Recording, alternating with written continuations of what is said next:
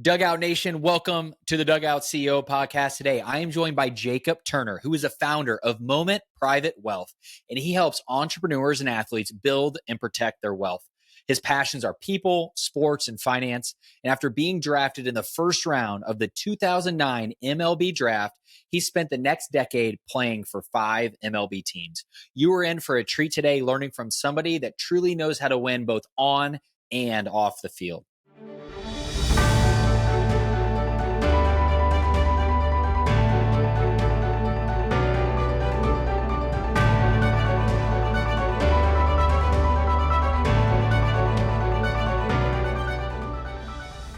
Jacob, welcome to the Dugout CEO. Casey, I appreciate you having me. Really looking forward to the conversation today. Yeah, likewise. So you've been doing a lot of really cool things in the wealth management space, helping athletes and entrepreneurs build and protect their wealth. And we're going to talk about all that here in a few. But first, I want to talk about that phone call that you got that all of us that play amateur sports wants to get, especially me as a baseball player. So talk to me a little bit about June 2009. What kind of led up to that moment, and tell us your story. So 2009, I got drafted by the Detroit Tigers, and people see that now and they think like, oh man, what a cool time. And look, it was an amazing time. But the reality was, it was also really stressful at the time because I didn't know that I was going to get picked by them. I had a really good senior year of high school, but the way the draft works with baseball is just because you have the ability to get drafted really high doesn't mean you're always going to. Really, the talent level has to match with whatever the team is willing to value you at or potentially pay you at. So for me, going into the draft, I was told by a lot of teams like they weren't going to pick me. They didn't feel like the number that I potentially wanted to sign for was something that they were going to be willing to meet. So I had full expectation that I was going to be going to North Carolina. But as an 18-year-old and as somebody that always wanted to play professional baseball, it was one of the first years the draft was televised. So I can remember watching the draft and still feeling like, man, it would be really cool to see my name picked, especially when you see guys that you've played with for the past 5 years at the competitive level, whether that be Team USA or other showcase events, starting to get drafted. So I got drafted 9th overall, but I'll tell you, Casey, the first 8 picks felt like they took forever to go by. And I'll never forget Bud Selig, who was the commissioner at the time, read off my name. I got picked, and I just ran over across the room. I gave my dad a big hug, and I just said that we did it because it was really such a we moment where I had gotten there through all the work that my brothers had done with me, my mom and dad had done with me, the tournaments that they took me to. So it was one of the cooler experiences I've ever had in professional sports. Leading up to that moment, what do you think we did right? Your team, your parents, those that surrounded you to get you to that point. Like, what were the things that said, you know what, I think this is one of the reasons why I did make it? Well, I think first and foremost, they kept me grounded, and they never let me think that I was probably as good as I really was. I think that really helped me. I saw a lot of kids that I played with that their parents would constantly pump them up about how great they were. And honestly, my parents, they didn't push us down, but it was always like, okay, that was great. You had a great game. We won the tournament that weekend, but like, what are we going to do next week to try to get better? I'll never forget my dad. He was a competitive tennis player growing up, but he would always use this analogy of like this window analogy that at any point in your life, if you want to do something, when the window's open, you have this ability to do it. But once they close that window on you, you can't really go back through the window. And for whatever reason, that always resonated with me because with professional sports, and especially becoming a professional athlete at 18, it took a ton of hard work from the time I was, let's call it 14 to 18. And the only reason why I didn't burn out doing a lot of that work was because I wanted to do the work. My parents never pushed us to do the work. They encouraged us and they gave us the optionality that if we wanted to do it, they would help support us in that. So when you ask what went right, I think a lot of it came from the foundational level of what my parents gave me. And as an 18-year-old, okay, the call comes in, you run across the room, you give them a hug. Like, what happened next? Were you prepared for what happened next? And I guess talk to us through that next journey. I think I was as prepared as you could possibly be as an 18-year-old outside of somebody like a Jackson Halliday, who's Matt Halliday's son, because I had people in my life that had played professional sports. Mike Matheny, Andy Bennis had been longtime big leaguers and then had been family friends at that point for a few years. So I was able to get a sense from them of what pro baseball looked like specifically. But what I will say is that it's still a culture shock. I mean, I went from a high school that had 110 kids roughly in my graduating class to professional sports a week later where I was playing against 30-year-old grown men. And they're looking at me as like this 18-year-old kid who signed for all this money you kind of have a target on your back. So there was a lot of culture shock that went into it for sure. The culture shock. What was that shock? What was that moment where you were just like, oh my gosh, can I even do this? Or was there that moment? I can remember just being even like in the dorms at the complex when I first got there. We'd stayed in dorms that the Tigers had, and just experiencing like living away from home and seeing all my friends that had gone away to college and seeing all the fun that it looked like that they were having. It was cool to sign, but I can remember there was one night where I was sitting there and I was like, I wonder what it'd be like if I was at North Carolina right now, which is where I had committed to go to school. Because I missed out on a lot of that college experience that everybody gets from 18 to 22. What do you think those things were that the average, 18 to 22-year-old gets in experience that you might have missed out on jumping straight into professional sports? Well, first and foremost, I think there's just a lot of fun things that happen in college at that time of your life. And really, I went into a situation where it was much more of a business. Professional sports is a business. And if, don't get it mistaken, like if they sign you for a lot of money, they're expecting you to perform, and they can be your friend. But at the end of the day, they're your friend when you're performing, and they're not going to be your friend when you're not performing, because, they're on the line too. They chose you, they picked you high, they paid you a lot of money, they're expecting you to perform. And it really made me grow up fast, which has ultimately really benefited me in my life. But at the same time, there were things that I was experiencing just at a rapid pace that I probably wouldn't have had that level of acceleration if I would have been in college. You're right, because you're a number, right? They assigned a number to you, millions of dollars they invested in you, and they expected you to get that return.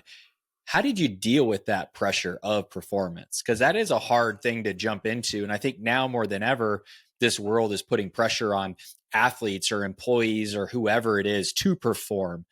How do you handle that tension? How do you balance that pressure versus, hey, you know what? I'm just a 19-year-old, or I'm a 29-year-old, or a 49-year-old, and I'm in the career space now, but I'm just trying to enjoy each moment versus being forced to perform 40 hours a week. I think it's really important, Casey, that people understand that pressure is really an internal thing that you put on yourself. Oftentimes, the pressure that we feel from the outside really isn't as great as it is, because the reality is most people aren't thinking about you. Most people are thinking about themselves. So that's first and foremost. And two, the thing that's always helped me is building a routine around things that I can control. So what are the things in my daily life that I can control, whether that is when I was a professional athlete or as an entrepreneur? And I can focus on those things because I know if I do those things over a really long period of time, I'm going to have success. I think that starts to eliminate some of the pressure that you feel. But, I can remember this great quote. I think it was from Roy Halladay, who used to be a great pitcher, was really in his prime as I was coming up and becoming a professional athlete. And he talked about how basically, like, I don't feel a ton of pressure when I go out there because I know I've put in all the work. And I think it's almost as simple as that sometimes. Yeah, I'm thinking about this podcast. I woke up early this morning and I wasn't myself. And my wife's like, what's going on? I go, I'm not prepared for my show today. And she goes, well, why aren't you prepared? I go, I didn't do it yesterday. And I was nervous because I wasn't prepared. Now I got my hour in, I prepped for this show, and here I am. And hopefully we're doing a good job so far, because you're right. It's like, if you are prepared, like, what do you have to lose? That's all you can control anyway, is how you're stepping to the plate or how you're getting to the mound. So how have you been able to take what you've learned in baseball and use that as you build a business? What are those things that baseball has taught you, how to build a business and how to build a life? I think the first thing I always go back to is resiliency. Sports in general just teaches you how to be resilient, especially baseball. Baseball is a game of failure. And it really teaches you that what are the things that I need to do whenever I get knocked down? Or what are the things I need to do to make sure that I stay even keeled when I do have those big successes? Because the reality is, we're all going to have successes and failures in our lives. And ultimately, the deciding factor is going to be how quickly do we respond to the times when we get knocked down? And then also, how do we respond when things are going really positively, where we really keep going, we really keep pushing forward? Not a lot of people have figured out how to handle failure, but also almost not how to handle success. And it's interesting because they talk more about failure than how to handle success. And you obviously had a whole lot of that. Did you find people that you played with that they didn't know how to handle failure or success? And then I guess, what did you learn throughout that process? Well, I think oftentimes history is our best teacher. So even specific examples, if we look at like Johnny Manziel with football, right? you said, like, what is an example of somebody not being able to handle success in the moment that he was having it?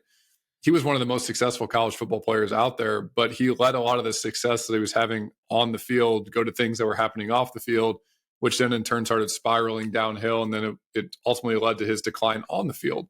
And then on the flip side of that, if you look at folks that have failed and haven't really come back from that failure, there's a litany of those people. And the reality is that's one of the hardest things to do because you have scars. And one example I would give of somebody that failed, it took them a while to come back from it, but now they've really come back to form, is Jordan Spieth. So Jordan Spieth is one of the best golfers in the world.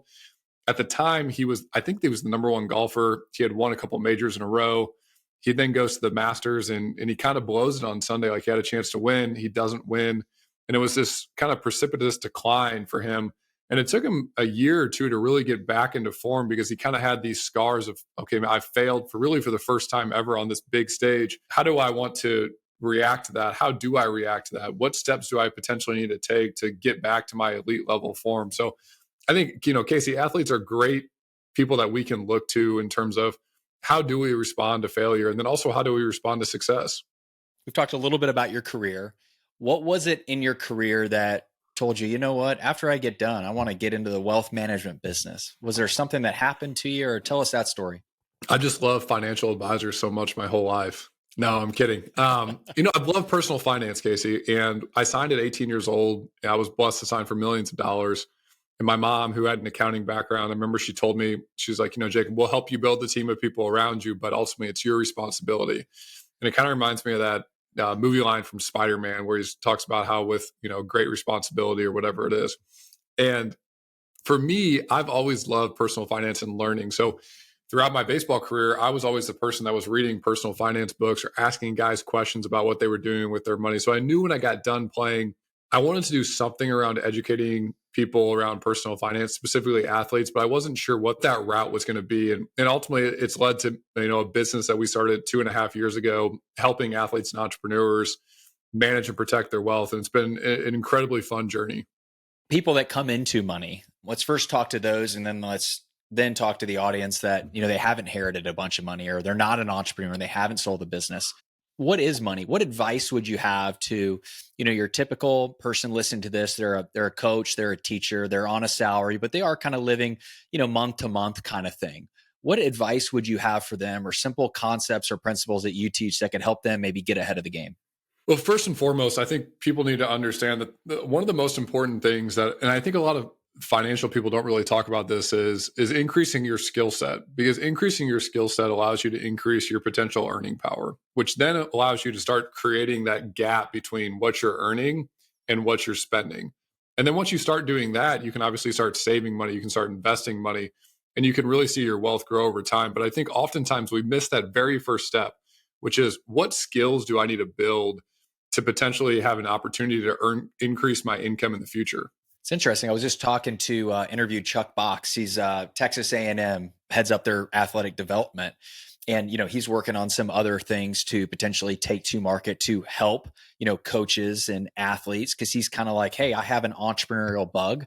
I want to make an impact, but what does that look like? And he said he's been researching for 2 or 3 years of what is his skill and his gift set, and how does he turn that into adding value to others, and then potentially generating revenue from that. Because, as a school teacher or a coach or an employee, there's only so much income you can make, but more skill set, more income, more opportunity. Is that what I'm hearing? Yeah, absolutely. It all flows from one to the other. We talk about compounding a lot when it comes to investing, but there's a lot of compounding too, just in life when it comes to skill building and then ultimately wealth building at the end of that. But you have to start at the first part of that. And that's really that skill building aspect. So how does somebody do that? I'm trying to put myself into the shoes. Somebody listening to this, they could be a 40-year-old. They got some young kids, right? They're married. They own a house. They got a job, right? They're low on time. They're low on energy. They want more, but time is of the essence. Like, how does somebody even go to block out time to get better at whatever it is they do, or learn something new? Well, I think the first step is on Sunday, if you have an iPhone, your iPhone is going to tell you how long you've looked at your iPhone every single day. I think the average person looks at their iPhone like 3 hours a day or more. So that's 21 hours during the week. So I think step one is like, stop looking at your phone and start doing more things. Okay. Because the reality is, I always hear people say like, oh, I don't have time to do that. And look, I know time is limited, but we have time to do things that are important to us. So making that a important thing in your life, I think, is step one. Step two, I think, is whatever aspect or whatever area of life you're in, looking towards people that you look up to, from whether it's a financial perspective or a relational perspective or from a business perspective, and saying, like, what skills do they have that maybe I don't have today, that maybe I'm lacking, that I could increase to try to get closer and close the gap between myself and them. And that is different for everybody in every industry. But the one thing that you can do is you can be curious and you can ask them questions. And you'd be shocked how many people are ultra successful that if you just ask them this simple question, would you mind sharing like how you got to where you're at today? They would love to tell you. People love to talk about themselves. And the reality is, oftentimes, a lot of the most successful people that are in your life, they've never been asked that question. They've never been interviewed, so to speak. And they really would love to be able to share the knowledge they have in terms of how they got to where they're at on the journey. Every time I get a DM or a message or something like that, and it's sincere, I always try to make time, because I had people in my life and I wasn't scared to ask other people for help. And I think that is maybe one of the things that do hold people back. They're just scared to ask for help, or they're scared to say, I don't know it all, or whatever. So I think that's really good. So let's say you've learned skills, or you've built a business, or you have some disposable income, or you got that signing bonus. Money, what do you do with it? How do you manage it? How do you build it? How do you protect it? What do you like to teach? I think step one is just getting educated, Casey, getting educated on what are the options that are out there for you, because money is inherently personal. One of the biggest mistakes I see people make is they see what somebody else is doing with money, and they think that because this person's doing it, maybe they're wealthy, I should be doing it. And I think that's the wrong way to think about it. Now, certainly there's tactics and strategies that can apply to many different people across the board. But step one is getting educated on what is important to you. Like, where are you trying to go with this money? What is it trying to accomplish in your life? And I'll use myself as an example. My goal with money is to create freedom of time. It's to create freedom of choice, where I can go out in the day and I can say, hey, what are the things that I most enjoy doing? And I can go ahead and tackle those things. But in order to get to that point, it's also led to me turning down a lot of materialistic things that maybe I could have bought early in my baseball career. I could have bought a nicer car. But I said, you know what? That's not really my angle. That's not what I want. I could have bought a really nice watch until my dad told me that my phone tells the time the exact same way as watches. So I think it's really important to understand, like, what are you trying to accomplish with the money that you have? And is that a process you take your clients through? Because I know the business that you've built, super impressive. And by the way, follow Jacob. We'll link his Twitter. We got connected initially on Twitter, and we have a bunch of mutual conversations, but you're producing all kinds of good content. Is that in stuff that you teach, or I guess what is your process, or what could you give us some takeaways from this to kind of help us with the money component of our lives?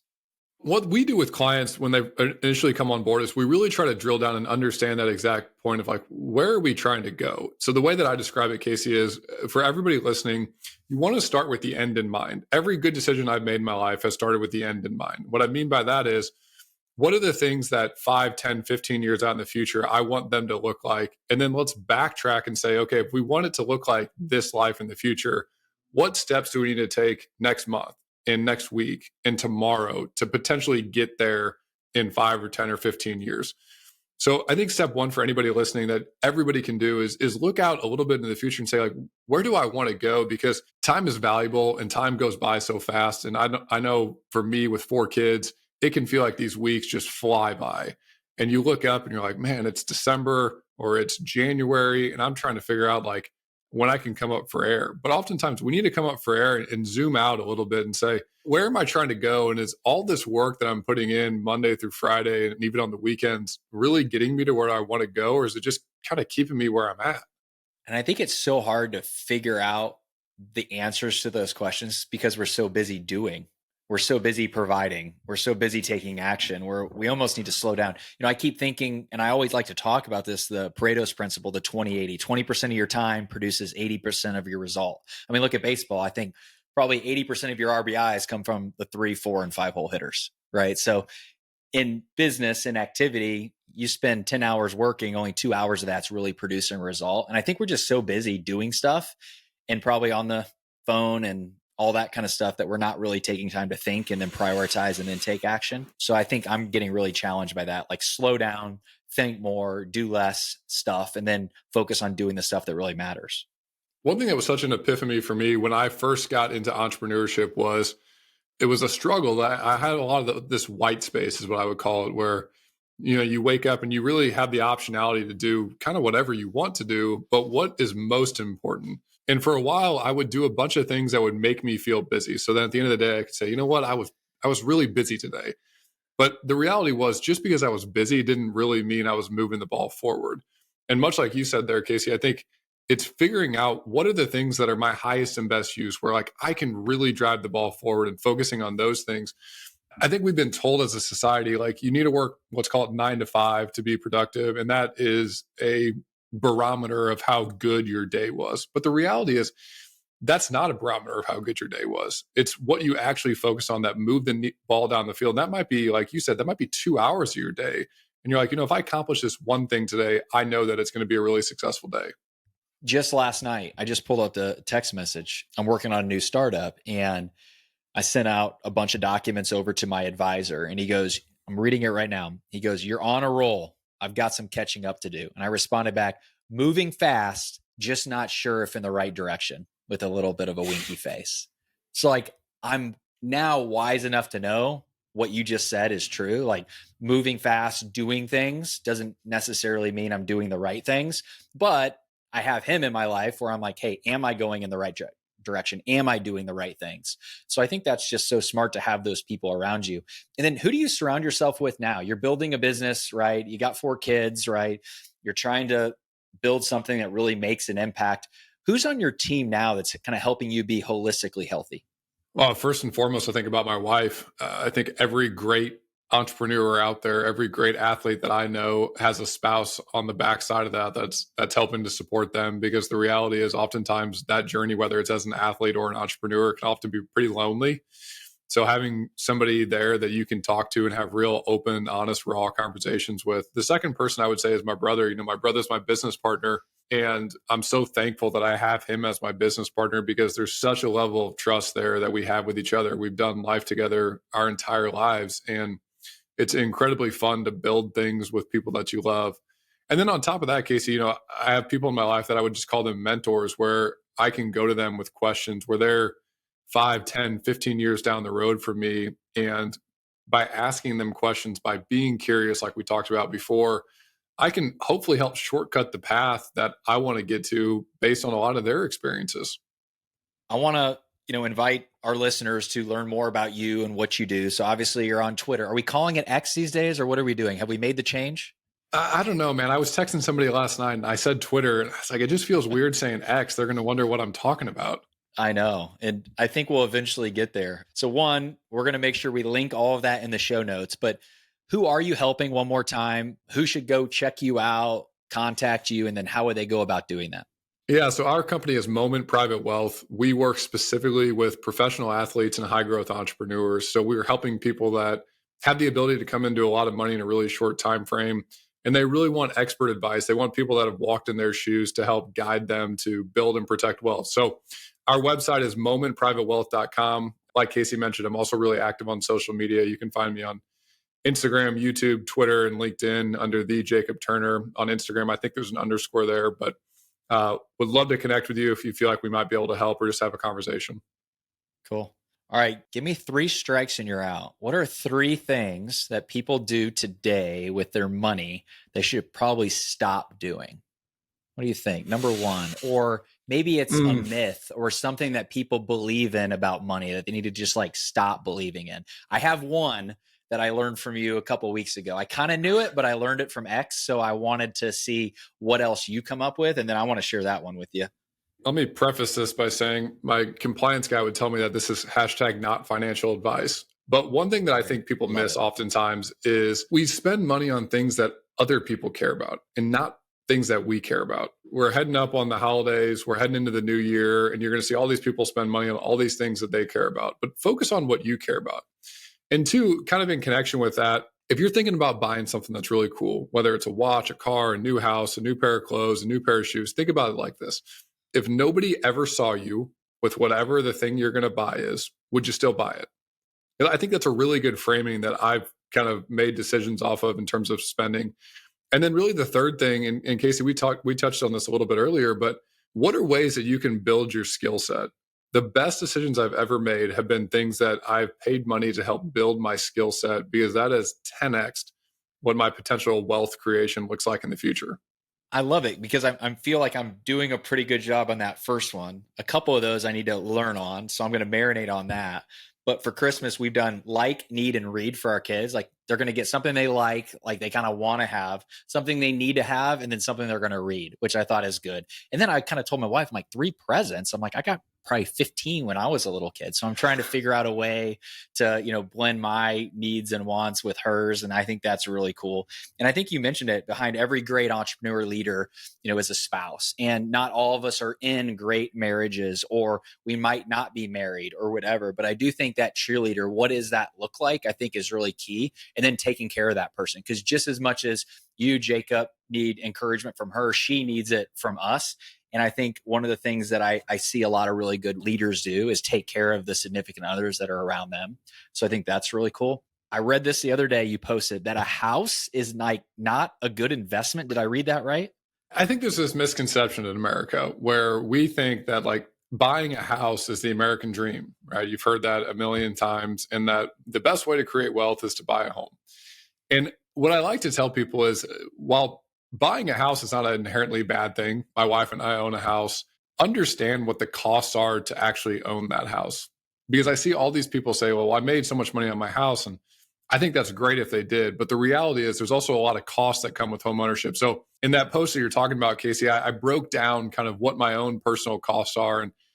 And really what I was getting at was, my house is worth $250,000 more today than when I bought it. But the reality is, when I go to sell it, I'm actually probably not going to really make any money on it, because of money we've put into the house to keep it up, the cost of selling the house, the time value of the money if that was in the house versus it was invested in other things. So the goal there is that people understand that there's also fixed costs, but there's recurring costs sometimes with owning a home. Yeah. And I'm looking back at us, and we just sold a house and bought a new house. And I think we got to return our investment, but we had a place that we enjoyed being. And I think money in general, that's what it's supposed to do. You're supposed to have it, use it, enjoy it, not be a master of it. And you do a fantastic job of educating people, Jacob, of money, how it could be used, how it should be used. And I think just what you said earlier about increasing your skills was just super impactful. So one, thank you for being here and being a guest and sharing this knowledge and wisdom. And it's not every day we have somebody that has had a journey like yours. So I want to go back and kind of summarize this and marinate it on it, because so many good takeaways here. So anything else you want to leave our listeners with before you jump off? No, I think, Casey, I love the work that you're doing with this podcast. I love the message that you're putting out there. And I think more people need to hear it. So keep up the great work, and look forward to what you're doing as we head towards the new year. Yeah. Thanks, Jacob. Well, Moment Private Wealth, check it out. Jacob's a great follow on X, all kinds of free information. And if you're an athlete, entrepreneur, really check out what they're doing. They're doing things the right way. So Jacob, thank you so much for being a guest on the Dugout CEO. Thanks for having me, Casey. Dugout Nation, what an amazing time with Jacob. What a wealth of information. Number one, surround yourself with the right team, advisors, coaches, mentors. No doubt the success that you have in life will be a result of the people you surround yourself with. Smart people don't only learn from their mistakes, but they learn from the mistakes of others. Number two, don't be concerned about what others want for you. Focus on what you want. Paint the picture of your life and what you want to accomplish, whether it's on the field or in the boardroom or at home. What do you want to accomplish? Who do you want to become? Stay focused on that. Share those goals with others. Don't get distracted, and make it happen. And improving your skills. It's a shortcut to long-term success. Figure out what you're good at. Maximize those skills. Learn new skills, and figure out a way to turn those skills into empowering and helping others become successful.